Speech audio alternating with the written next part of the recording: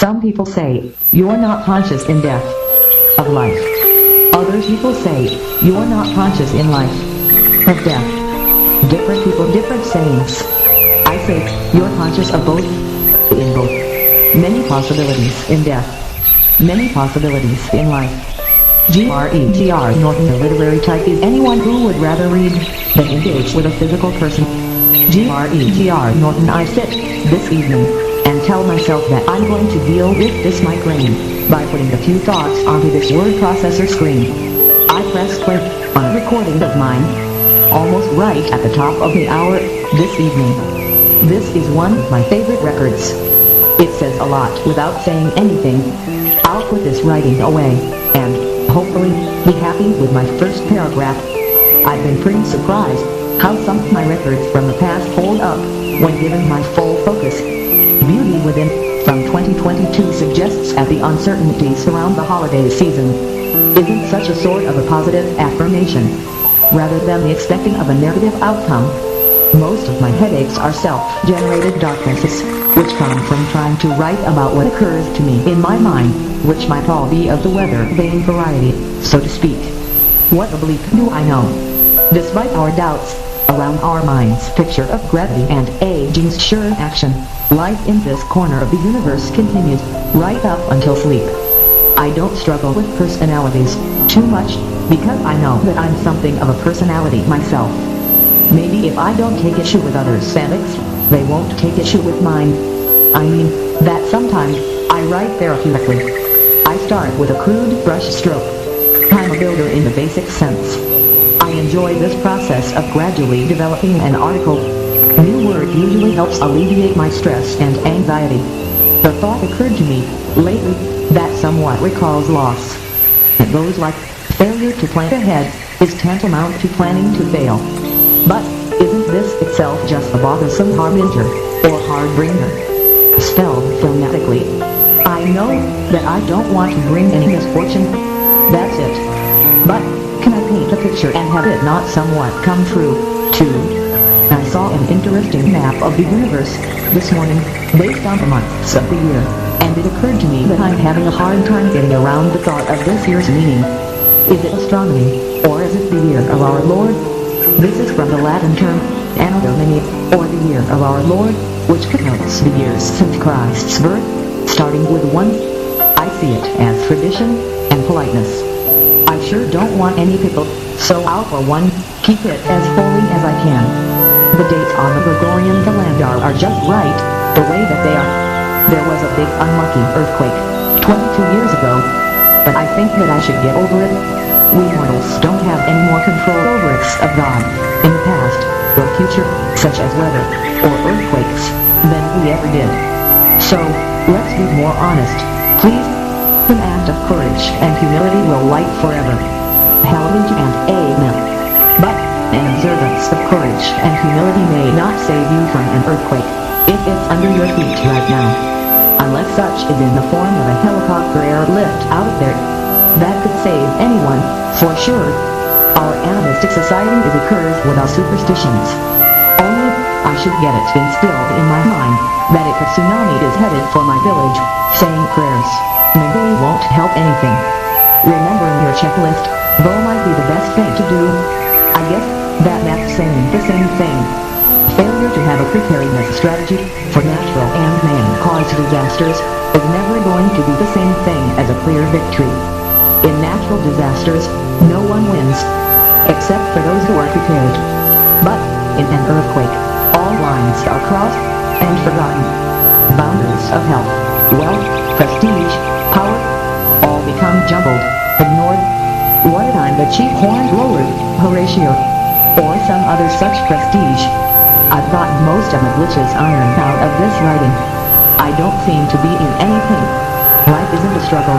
But neither was my life in early 1999. I probably thought, as I recall, that I was in for a pleasure cruise, having such fun music as that.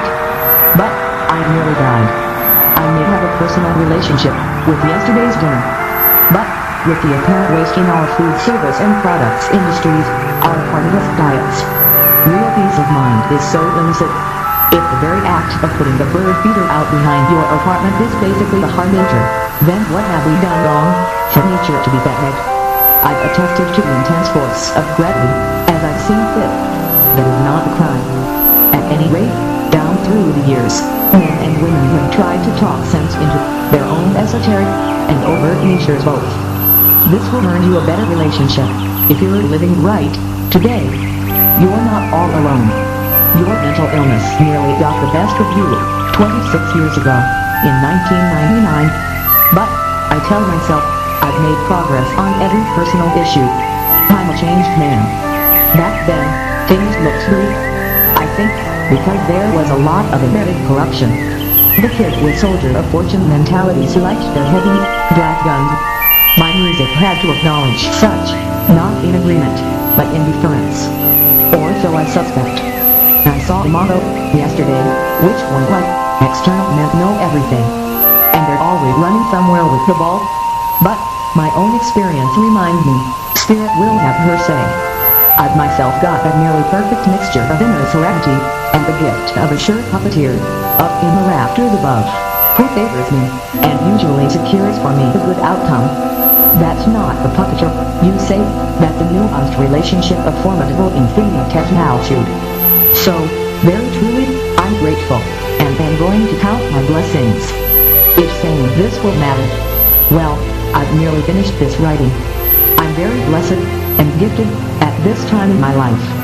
Starting the new year, and starting a new part 3 to this Reflections of Soul audiobook, I've got plenty of good work, and the time, and means to do it with. That means everything, if you ask me. I know, though, that my self-criticism is quite sharp this morning.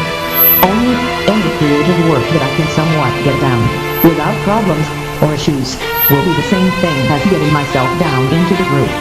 My writing isn't done so much as a self-increase, as is such just the way that I can somewhat keep track of my thoughts this morning, and such suffices for very therapeutic purposes. So, having a voice of one's own is the way.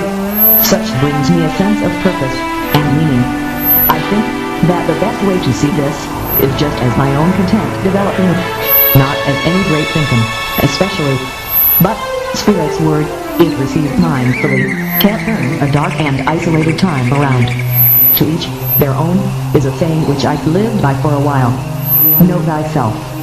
Just how do we structure our society when one's 20th decade might be best spent just acquainting oneself with his or her spiritual voices and listening to one's self think? But not everyone develops in the same way. I myself came into my own spiritual reality at around my age 23. Before that was a 5-year period somewhat just learning to crawl, but I did keep my professional jobs up. Work, to myself, was inseparable from my life. But some young men at this age will be rattling the cage, and so I was doing this. And after approximately 5 years of this, the jail keepers turned on the lights, which is just what I needed. Then, my pain became magnified through a spiritual lens for 6 years of largely isolated living and walking. But, with the assistance of my parents, I eventually found the passageway out of that life of pain and of temporary fixes. I then had a new life, and while I yet had another reckoning with self-injury, within 5 years I soon found myself in a good group family for the rest of my time. So this has been something of an esoteric history of my coming-of-age period. I'll put these words away, temporarily, and reapproach this work later, after our lunch, now, and I showered, and got settled in for the afternoon. It sure is good to have my own well-designed content going onto this page, this afternoon. Such will be a still further exploration of the ideas that have been underlying my life, recently. Such things as understanding the basics of self-therapy, how we can incorporate our latest ideas, and externalize them, and move them along into the past, through journaling, and music, and art. If you fail to see this therapeutic baseline, you'll miss the most important part. Additionally, my writing appears to be built out my familial background, making for a craft, the way, which is very close to my heart. The way that the world does, is to try and strip away the best part of the writer, and replace these with chaotic nature. There are as many operating methodologies for the modern, digital living paths as there are stars in the heavens. But, Some things are valued universally. Some talk, some listen, but everyone has their own ideas. My art consists in putting my ideas out into the public sphere and receiving those of others, and deriving my blessings from the joys of this interchange. You may think that yours are better, that you're the sharpest tool in the shed, but you'll find in general that the younger ideas will be where the future is taking hold. So, you'll tend to follow younger artists and writers. Their views are just as important as the older. Especially the younger views are important to those older people who often build works based on similar designs as the younger. I know that I myself don't tend to question the younger. I'm usually more of a passive receiver. My happiness consists more in the letting be of others' works. But I do want to see or hear this work. At any rate, I'll see how many pages this writing is around now, and send it along your way now. All for now, Greg. Tilda, I've got a few minutes before I have to go into town to pay the bill. So I'll try and jog down the ideas which are running around up in my head. The greater world has its problems, and among our own is the need to think strategically in securing our future in a world increasingly based around our rare earth minerals resource land. I had wanted to find something to work on this morning, but the political thoughts in my consciousness have taken precedence this morning.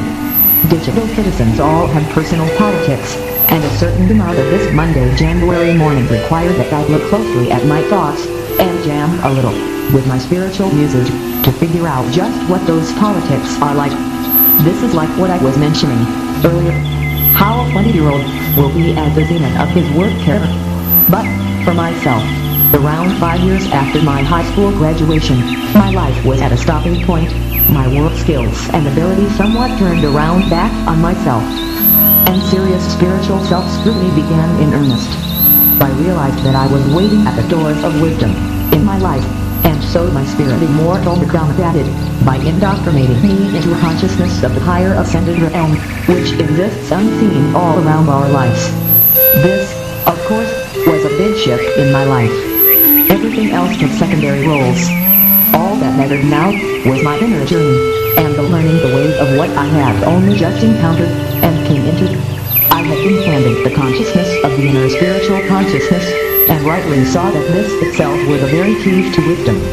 My society is so great that it has a place for the schizophrenic, which will be on an inner journey.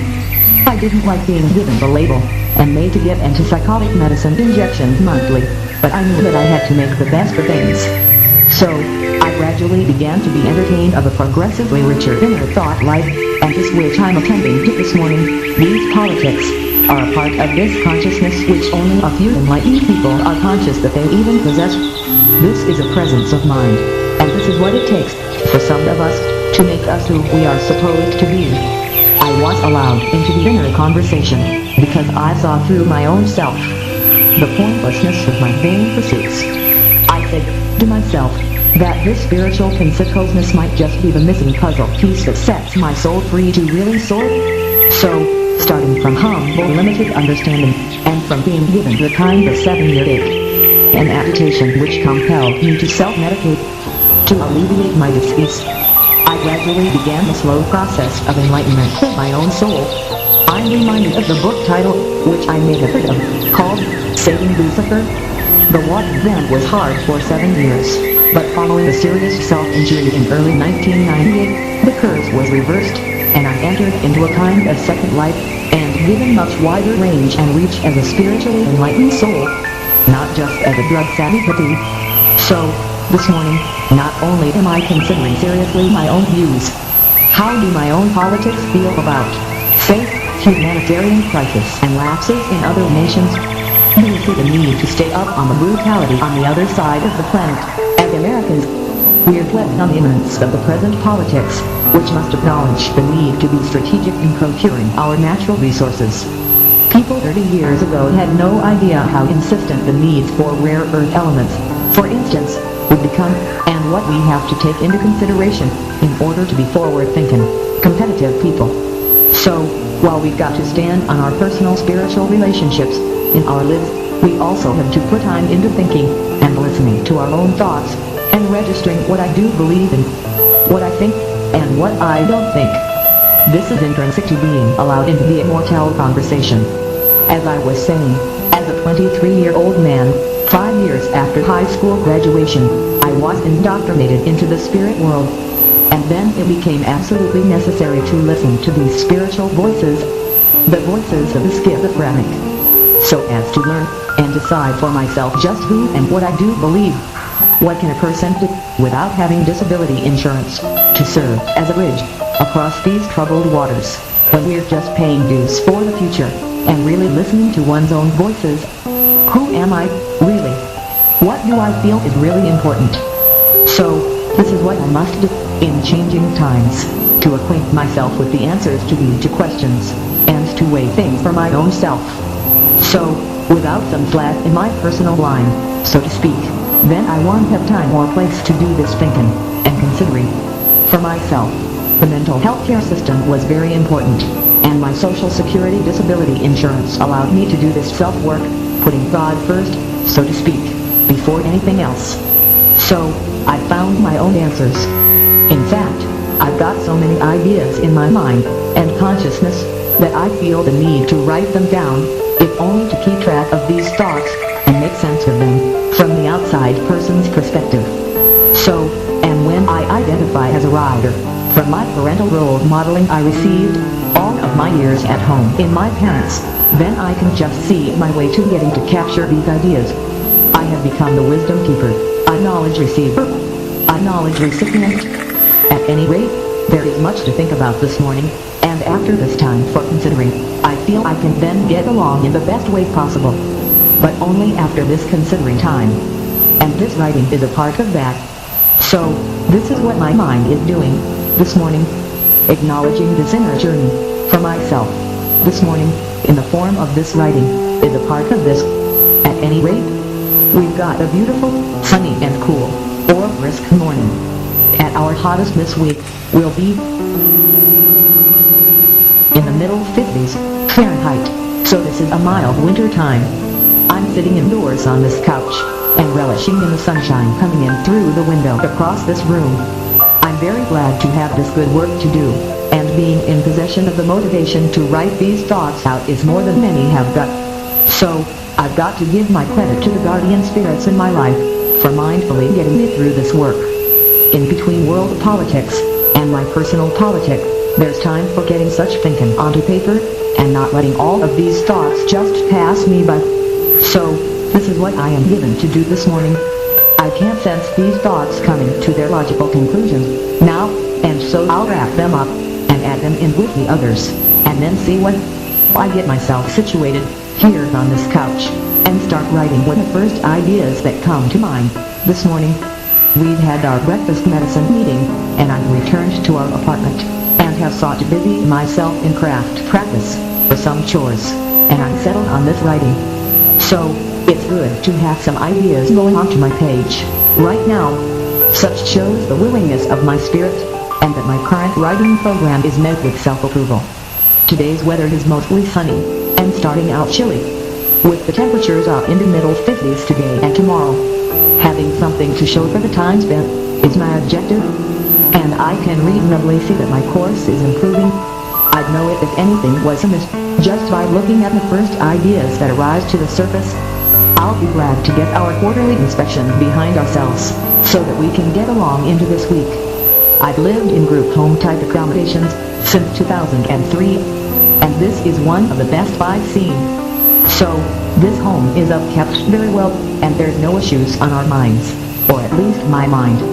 My work is my only changing factor, right now, and such seems to be fine at this time. Adding into this writing is a gradual sort of thing that I can do, to further my creative purposes, while staying within the home pretext. If more people knew the value of writing our thoughts, from day to day, I think we'd have a better system.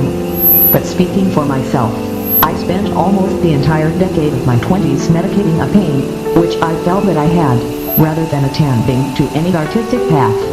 It's hard to build onto any project, creatively, when your thoughts are all around procuring your next fix, and the loathsome dread of not having such anywhere around. So, those 20s, for myself, were a time of hardship, and I couldn't let go of that pain of addiction, until age 28. Anyway, you can't really create freely, or even get very involved in a hobby or craft, so long as there's a psychological or physiological pain on your mind, preventing you from experiencing bliss or enjoyment of the time. So, when these shackles of agitation and restless irritation fell away in early 1998, my mind ascended, so that after the 5-year term of self-imposed isolation, I eventually found my right standing and was able to begin to learn to integrate these skills with computers and externalize my life's work. So, here you have a brief encapsulation of my journey. And while each project has had its ups and downs, I found such continuance in the usual rhythms and goal setting in accomplishing a group home life. Of writers, artists, musicians, of course. Well, these thoughts are quietening down, so I'll add them in with the others, and get over to our office for medicines. All for now, Greg. Till then, I'm going to start out with some ideas, going onto the page, because I've got a fairly verbose attitude this morning. My hands feel large and competent, and I quite a while ago learned that I shouldn't squander this sort of phenomenon. Applied it directly into some new writing, I tell myself. Earlier last night, I somewhat came to the realization that, as I keep writing into this chapter, I'm going to need new musical accompaniment, or I'll have to purchase the rights to some stock music. I was very fortunate to have seen this early enough that I could play some keyboard solos right then, and somewhat move this project along altogether. Part of myself wants me to just get to some kind of artistic or literary place, so to speak, and just stay there. But another part of myself will be using the flow of time, and as an interface with a word processor software, or audio recording software, adding gradually into my progressing picture. I think that the joys of life partly consist in seeing when one of your on-ramps into productivity has come up, and getting into a flowing onto your media, so as to hop onto the on-ramp. This is just one of the main blessings of being alive. These open accounts into usage of software applications creatively. You'll spot it when you should get busy and get some work started. It's good work if you can't find it. And, as you are conscious of your mind's teeter-totter nature, and can see the way to regain the balance once again, you'll not be so scared of just trying. But, part of you will know if you have a bodily need, such as sleep, then that would necessarily take precedence. But, everything in life is a wager, and we should only go with a venture, if it looks likely to be a win, and to work well. Now, for instance, my mind's gently telling me to lie down beneath this blanket, and get some more sleep this morning. I think that some kinds of changes will always bother myself. On a morning when I have gotten some recording done, and have moved myself ahead, I am only then given the heavy dose of enlightenment. Then I see 2 or 3 times as much trouble brewing. Your new recordings, being instantiated, you see, give you special insight into the dark side. At any rate, these are the basics of self-therapy, of art therapy. My therapeutic baseline. Unless I approve myself to be self-defeated, I would probably call that type of thing an example of a married trouble. But I will have spotted the on-ramp into getting work done. You see, it's hard to work at a word processor and have worthwhile output. Any new word always faces resistance, for instance.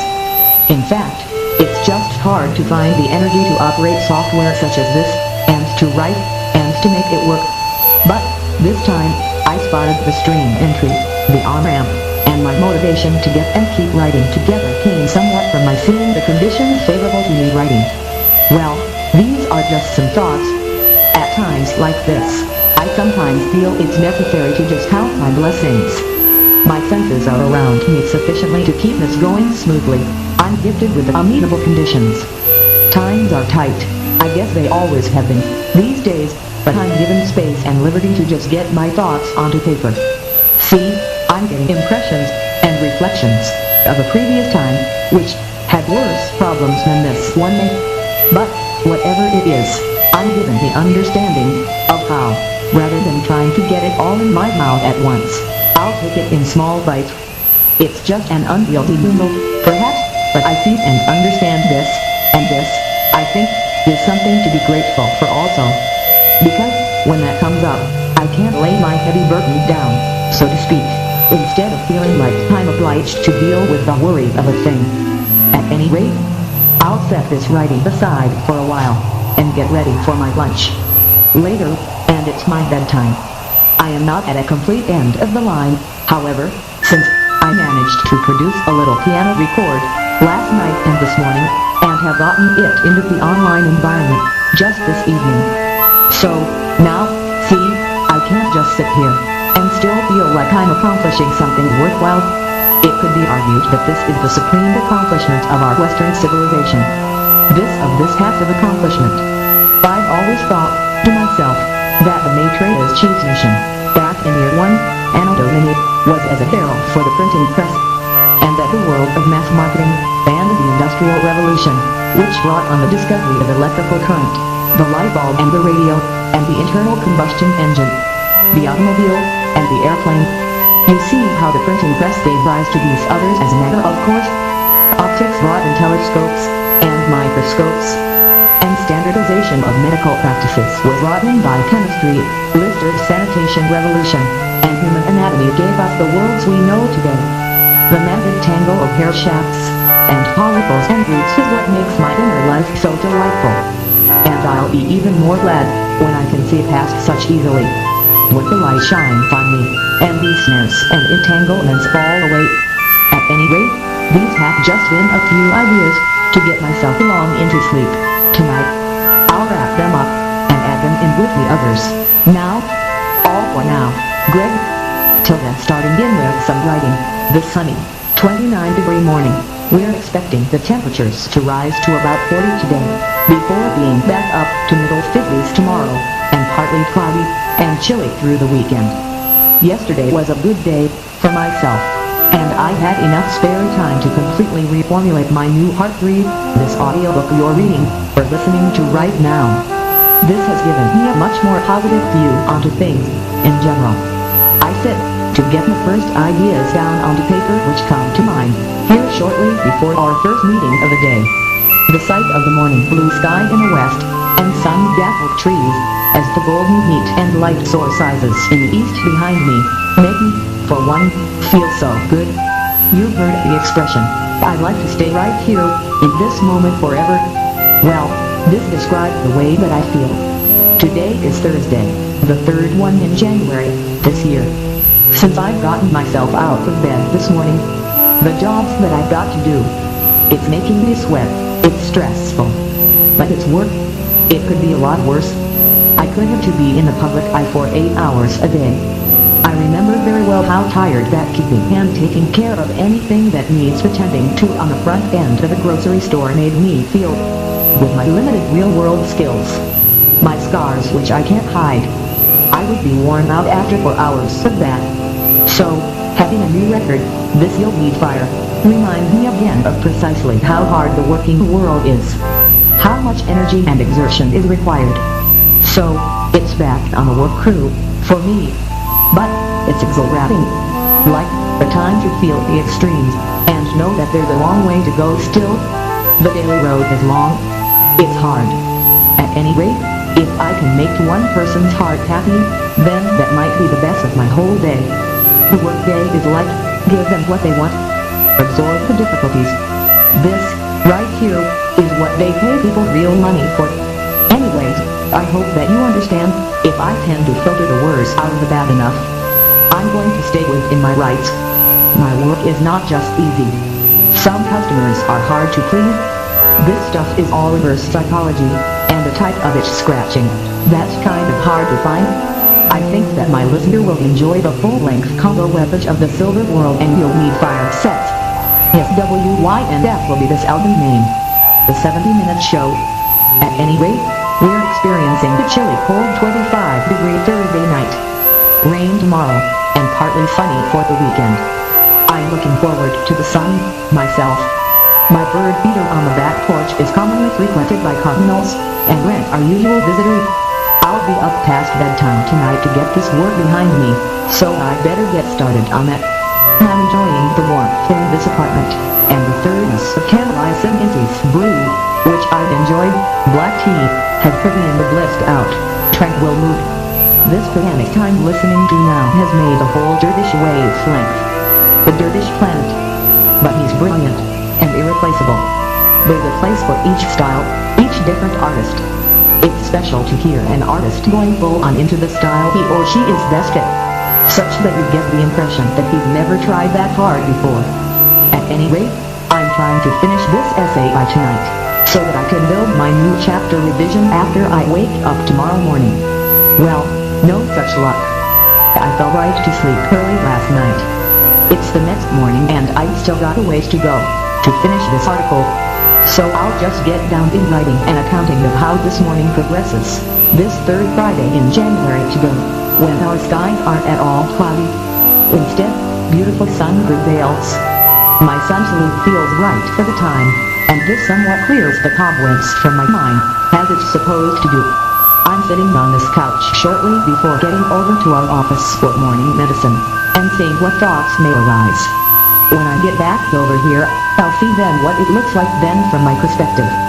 We got our week's-end store trip in yesterday, and I'm glad to have a stock pantry, and can focus on creative goals. Anyways, when reflecting on this time, I think that we saw things, last year, Christmas, New Year's of 2024, that scared the wits out of us, and some people lost faith and belief in themselves.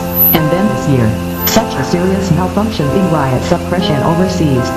The brute force wave of government is so deadly, when people resist.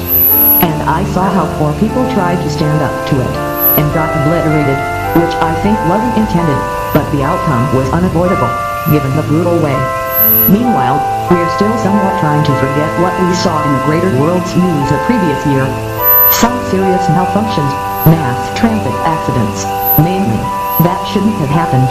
Anyways, I'm glad to be given these good ideas this morning, and can't help but seeing how malfunctions and accidents in the greater world are probably at least partly caused by dinner disagreeing with us.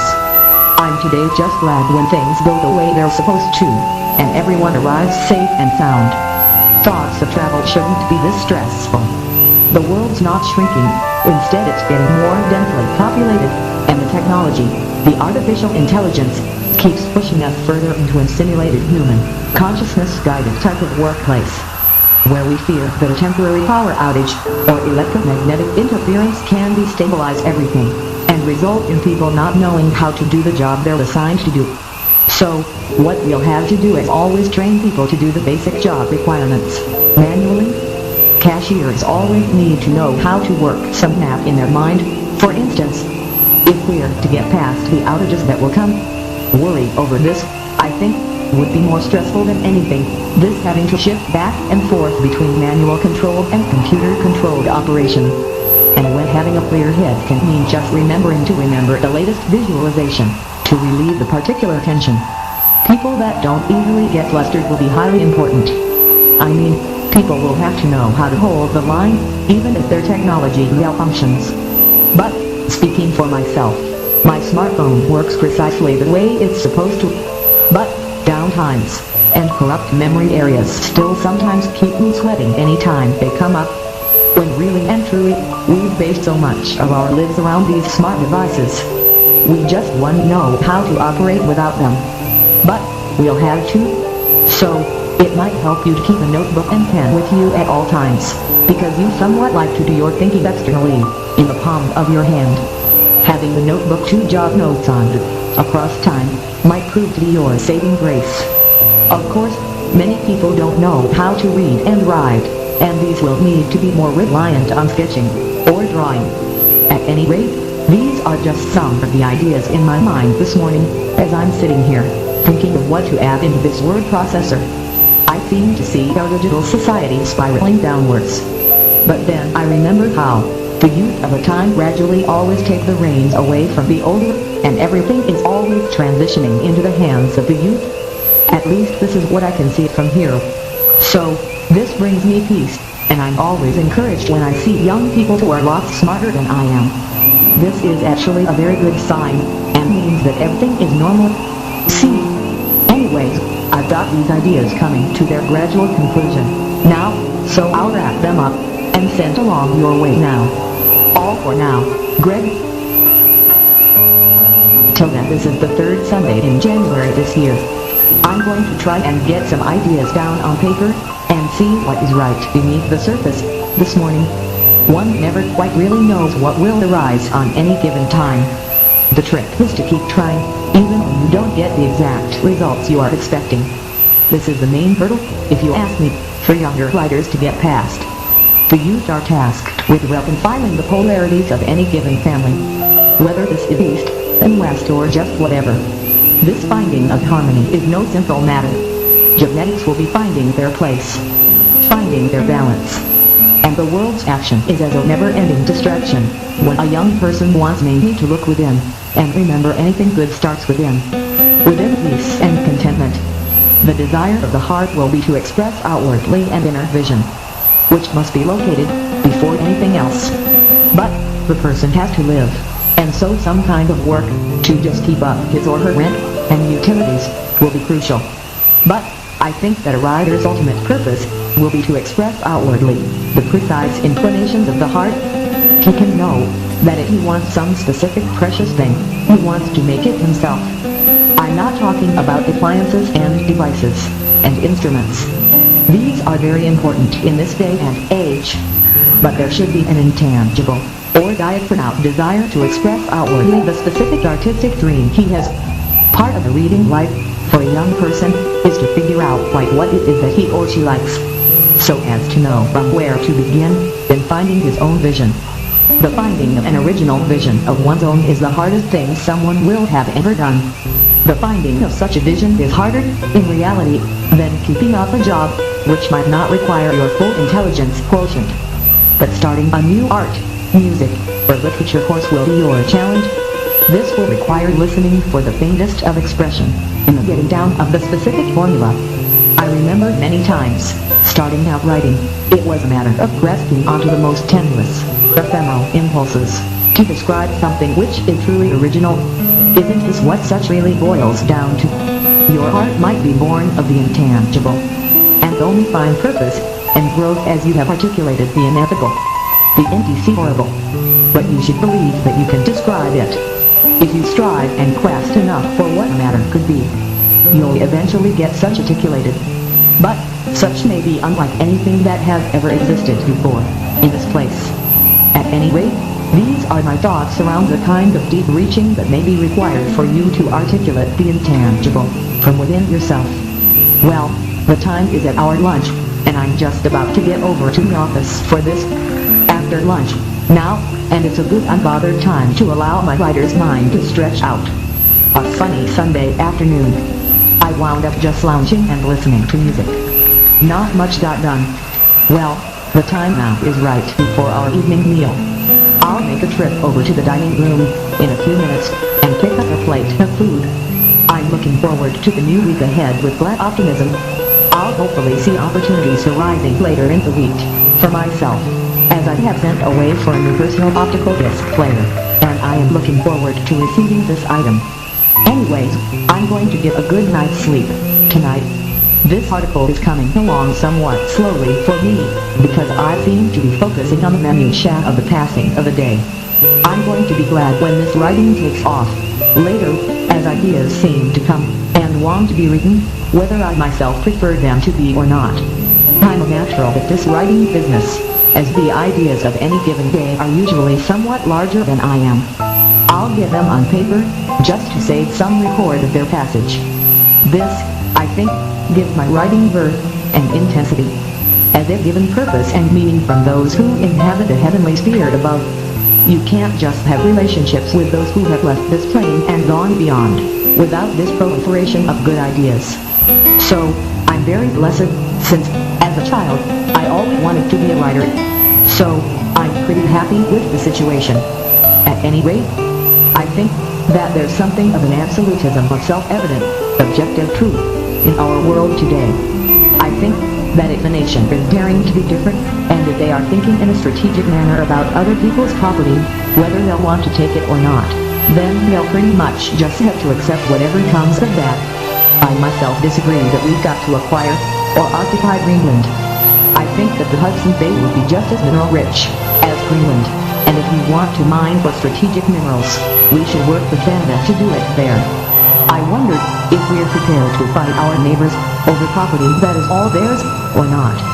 Or will we seize the middle way, in such as mining the floor of the Canadian Hudson Bay? I would think that that would be an obvious resource, but I'm not a geologist. At any rate, compromises are usually what is done in disputes in the real world, and most likely that will be what we find there, as well. Anyways, just some thoughts. I love it when I've got common sense ideas, which could be taken up and considered. We should never let ourselves get corralled into thinking that we've got to be imperialistic over land, when the subsurface mining of water-covered areas can be done as well. I think that those waters are not very deep, averaging 300 feet. You see, now I'm started thinking in this way, and I'm glad to get this through. Well, these ideas have made their point, I feel, and I think that there are definitely compromise ways we should be talking about so as not to provoke our neighbors. Just some thoughts. On to another topic.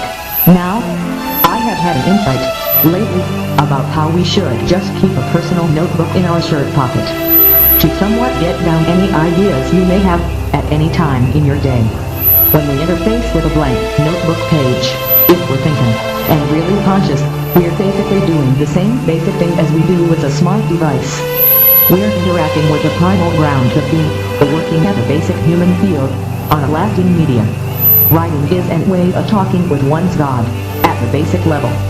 At any rate, these have been just a few ideas. I hope that they make sense to you, and that you're benefited. The objective is to help another in a good way, and not to hurt anyone or their feelings. We have noise and distortion sometimes, but the main idea, the premise, is to benefit others by the sharing of good ideas. Have a nice new week. Happy 2026. Greg. Till then I sit to write, this third Wednesday morning in January, this year. I found how I sometimes keep a thick skin toward debated allies only in times of need, or of otherwise political crisis. We may find harbor within that partner when the going gets rough. This tells me that my reliance upon that relationship runs deeper, even than our usual allies and partners. When I was in my late teens and early 20s, I felt that I was somewhat turned away by the keepers of the Christian Bible. My life was somewhat alone and tossed about, so I took refuge in Eastern mysticism, in particular texts such as the I Ching and the Tao Te Ching. These writings later became a source of hidden strength for myself. And as I found a more enlightened Western theosophical grounding, I retained the wisdoms gleaned from reading the texts of the Far East. So, many doorways to growth came at a time of personal crisis, when I opened myself to the perspectives of an outside worldview. At any rate, when we're going through diplomatically rocky waters, and views and perspectives become conflicted, we look for any shelter we can find. I remember, when I was in my middle to late 20s, in the 1990s, I felt that I had to shoplift to get over the-counter medicines, which I told myself that I needed for my agitated condition. I walked truly in between the rock and hard place, and I went to jail 3 times for this stealing. I'm someone, therefore, who is against stealing. Just because I may think that I need something the neighbor has, doesn't mean that I should just take it. You can see that I've been through that type of way before, and I got into bad trouble with some store managers that way. Staying in jail wasn't fun. It just goes to show how some people are predisposed to see the flaws in the way of thinking that says I should just take what doesn't belong to me, and let my great needs dictate what I take, and what I don't take. See? So, now, I'm completely justified in holding the high ground in a time like this one, when part of me wants to take another's homeland, because of that land's strategic resources. I'm blessed to know firsthand how this will only get myself into big trouble with some of the neighbors. So, I'll continue to hold the philosophical high ground, and say that we have to live on principles of honesty, and justice, and truth. And therefore I know better than to take another's property, just because of my great need. I guess that my homeland has always been such a land of plenty, that I think that I've never wanted to think of taking what belongs to others. Instead, probably getting most of my resources from my own natural resources. Only now, we're seeing the importance of procuring the rare earth elements for using the fabricating of our smart devices and computers. I think that taking what doesn't belong to me can be a kind of Achilles heel, and if I don't watch what I do, and see that I act ethically in procuring my resources, then others will have sufficient grounds for criticizing and condemning me. At any rate, you can see some of the thoughts in my mind this morning as I sit writing on the side of this couch and think about getting ready for my lunch meeting and getting to that. I think that historically, in political differences, it's been more respectable to side with the indigenous peoples, whose land rights go back thousands of years, than to side with corporate concerns. Additionally, siding with the pristine natural wilderness, for the sake of there being an untouched natural region nearby to where I live, will give me a more of a winning hand if I've allocated plenty of wild lands for her to completely reign, and don't insist on developing every square inch of land mass, but instead leave some natural interests. You see, my land-winning formula might get forever upset or imbalanced if I allow the last vestiges of wild nature to be developed for the sake of our technological revolution. At any rate, I think that we usually find a good compromise when it comes to disputes over land rights. I've always thought that Canada's Hudson Bay might be a great untouched mining reserve, as the waters there are fairly shallow, averaging around 300 feet.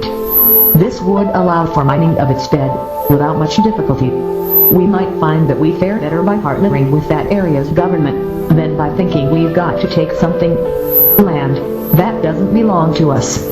So, I think that a compromise is usually what solves the matter in property disputes, and we shouldn't burn our bridges the way we're doing, unless we want to be thought of as being like the dictatorship, which is governed by no laws, and which is whatever it pleases. The people whose lives our imperialism impact will almost certainly see us as an oligarchical force of evil, an evil empire, so we should keep this in mind. At any rate, we find sometimes that we just have to muscle through some engagements. They're unfair and biased. So someone like me would not participate in the meeting, but the very next meeting might be fine, and with no bias, so I would get into that more, and the group leader would have to respect that. But the problem meeting is just something I would force my way through.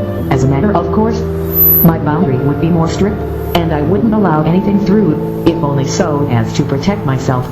So, you're allowed your boundaries, if you actually have them. And I definitely do have them. I can easily imagine a situation in which someone blames us, with myself being thought of as being like a thick-fingered, grubby consumer who feels he is to take whatever he needs, rather than go through the right protocols. Boundaries. In a way, my past history gives me unique advantage onto the contemporary scene, and this is why I feel that I should be careful about the type of person I try to model myself as, and not to be thought of as a careless or ignorant guy, who only wants what he can get from others, and refuses to give back. At any rate, my country is definitely not made like that, but I think that we for years had components of our lives which say, desperate times call for desperate measures. It's obvious that this is how we think, in taking of Greenland. I wondered if we weren't always being given the short end of the stick by the actual oligarchs and dictators, the world leaders, some who are notorious for acting in exactly that way. We wouldn't be holding up under our ideals better. I think that our president has had a lonely job for a long time, and he knows firsthand what it means to be talked about hatefully, whether people actually talk that way or not. You see, many of us, of a certain age, will by now be paranoid. This world has been so hard, and we've had to see times and events just as hard and gruesome as those people saw in Iraq and elsewhere, where our reach has extended. We are, and we know that we are still dealing with such a mixed bag of blessings, as the enemy was entrenched, was a splinter off of the established religion, and worked indiscriminate damages on everyone. Times are such that yes is no, again, and there isn't any clear folk. At any rate, that we just don't need to take any weak and poorly defended nation, just because its resources look appealing, and we're in it. If we act outside the law in such a way, people will judge us just like they did in times before, when we hadn't done anything to make us guilty, other than our carnivorous ways would include.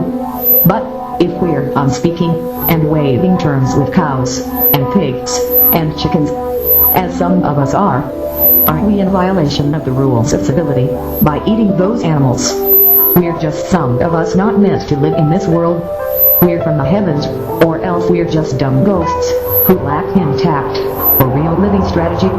So, you see how we sometimes blame ourselves, and it takes a strong voice who isn't afraid of petitioning the soul of the earth for understanding for our peoples who don't mean to be so reliant on our resources as we are.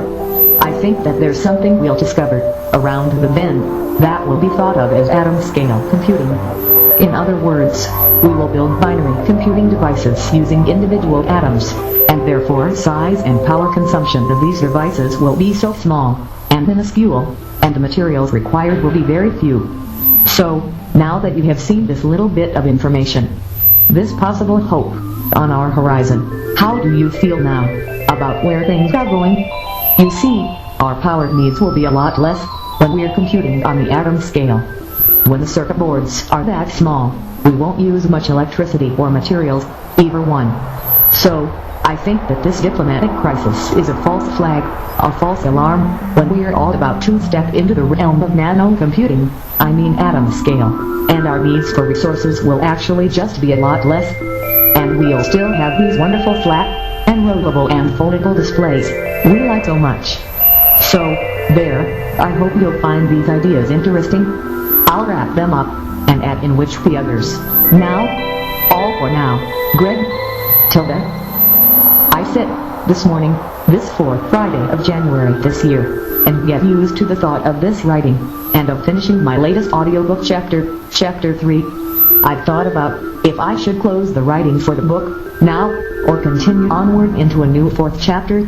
I think that there can easily be 5 chapters in this, so I'm going to push ahead towards this goal, and if God is willing, I'll have more good work in this project. I'm blessed to have a sense of purpose, and to find good work, and time and instruments and appliances to do it. If I'm fortunate, I'll get some sketching and visual design work done today, also. At any rate, I write because it's therapeutic. I think that writing is a good strategy in dealing with things that come up in my life. For instance, my region is expecting some damaging storms over the next 1 or 2 days. But I know that I tend to overthink psychic information. But right now, for instance, I'm thinking that this weather event will be mainly in the form of damaging freezing rain for some areas. There will probably be widespread power and communications outages. So, but we here should be alright, but our temperatures will be bitterly cold starting Sunday night. And we'll be in the depths of winter. We hope that we don't have destructive storms, though. That could be bad, too, tomorrow and Sunday. But maybe not. Anyways, this is what's on my mind lately. I'm just glad to see that my spirit is being honest and candid with me by letting me in on some sidekick writing. Will it be as bad as this migraine would suggest? I doubt it, but we should be prepared to shelter in place. At any rate, I don't normally write like this, but I'm going to go this way, so that I'll have something to annotate and remember the time with. Well, we've had our lunch and are settling in for the afternoon. I'm sitting on this couch gazing across the room through the window blinds and looking up into the pine boughs across the driveway. It's nice to sit meditating and listening to this music through my headphones. It's nice as well to think that my writing choices have taken the sting out of these weather worries and tamed them. They're like a docile reptile now, but if I feel like I've made a difference in something like helping my weather apprehension, the thing will give me a false sense of security. But you never know. The time might just be more kind. Not too kind, but kind enough to be forgotten. What else could one ask of a time but to be forgotten? Anyways, my optical data disc player came in the mail today. I've been enjoying it enormously. I found that when I make good progress in improving and dispelling a migraine, this state of relief slips away if any fear or uncertainty enters my mind. This, I guess, is why inner rest can be so hard to hold onto for some people. At any rate, the mental state I've been in all day is something like snow blindness. I can't help it, error blizzard conditions associated with this type of migraine. It just might not be right here, where it affects. In fact, the affected areas might be a ways away from here. If a mental state, like a migraine, puts me through agony, then why would it do that, if it wasn't illusory, chap, or a false alarm? It's just a form of dues paying. What do you think? See, overthinking is what I do when there's too much pain, and answers are too few. But only I can or will decide to enjoy my life. There's no need to feel pain or discomfort around future weather, so it must, logically, reduce pain. Purchasing my peace, in my own mind, might allow its fullest expression in my life to happen easier. I think that it's all about one's peace. Such is all we'll ever really have. Well, I've written, aloud myself, some concluding thoughts, and they're about the spiritual ways of prediction, and the building of faith and belief in one's own self. I hope we remember this time, and how easy it is to overthink things around worry over bad weather events. At any rate, my mind seems to be less perturbed this morning. Cold weather, here I come, might be a good concluding thought. I'm on my way. Of course, indoors is climate controlled. But, anyways, all for now. I'll wrap these ideas up, and add them in with the others now. All for now, Greg.